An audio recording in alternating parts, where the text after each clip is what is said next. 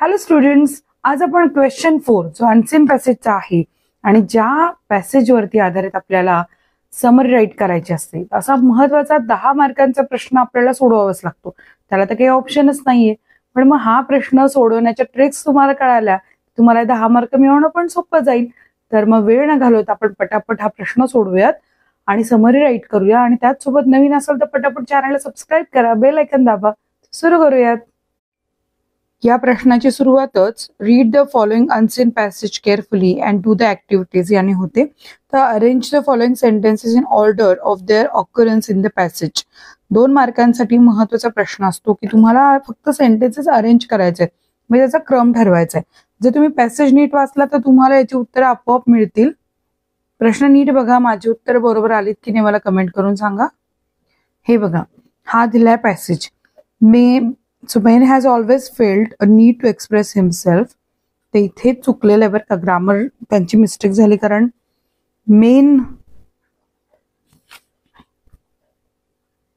So ते असं असणार आहे, man has always felt a need to express himself. तर इथनं ही सुरुवात होते. ते ई बुक इज असा पूर्ण हा जो पॅसेज आहे तुम्ही नीट बघून घ्याल. आता याच्यानंतर आपल्याला काय प्रश्न आहे, draw a complete the web. आता ही वेब सुद्धा आपल्या पॅसेजवर आधारित आहे.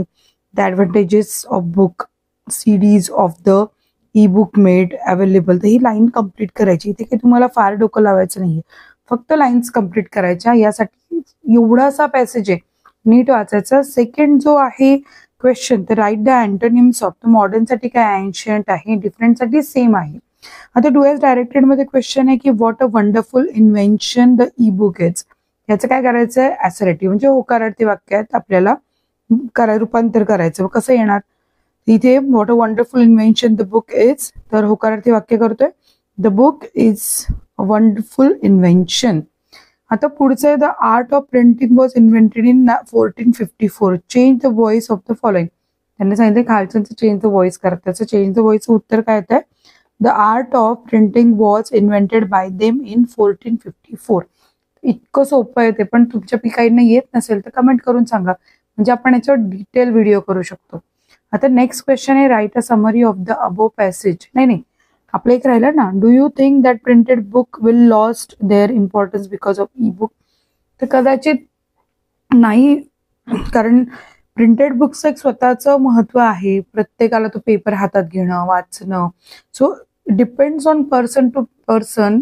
प्रत्येकाचं ओपिनियन डिफरंट असेल, तुम्ही तुमचं मत मांडायचंय. नेक्स्ट क्वेश्चन आहे, write a summary of the above passage and suggest a suitable title. त्याचं उत्तर आपण लिहूया.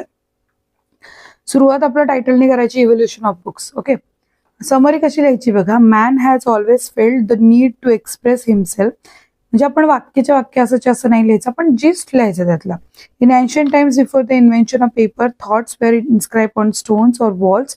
Later leaves of palm and lotus were used for writing. The art of printing invented in 1454 revolutionized the spread of knowledge by making books available to the common man. Recently, the e-book has brought another significant change in the field of printing. E-books are digital, accessible on computers or laptops, require no paper or ink, are durable, available in multiple languages and highly convenient. So या प्रकारे आपण त्याचा जो त्या लिखाणाचा आत्मा आहे, किंवा आपण एकूण एक शब्द न लिहिता त्या लेखकाला काय म्हणणं मांडायचंय, आपले स्वतःचे विचार न घालता आपण समरी राईट केलेली आहे. मला खात्री आहे की तुम्हाला व्हिडिओ आवडला असेल, आणि जर व्हिडिओ आवडला असेल तर नक्की व्हिडिओला लाईक करा, चॅनलला सबस्क्राईब करा. भेटूयात नेक्स्ट व्हिडिओमध्ये. धन्यवाद.